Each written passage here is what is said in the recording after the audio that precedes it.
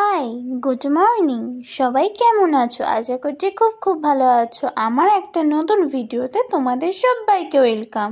আজ আমার সকালটা শুরু হলো দুধ চা দিয়ে, আর মা দুধ চাটা সেই বানায়। আমি আজকে ভেবেছি সারা দিনটা শুধু নিজের যত্ন নেব, এই দিনটা শুধু আমার।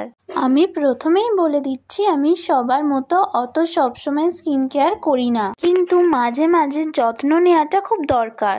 তোমরা যদি আমার স্কিন কেয়ার ভিডিও দেখতে চাও, অবশ্যই আমায় কমেন্ট করে জানিও, আমি তোমাদের সাথে শেয়ার করব আমার স্কিন কেয়ার ভিডিও। ত্বক চুল ভালো রাখার জন্য বেশি বেশি করে জল খেতে হবে, আর সেটাই আমি খাই না।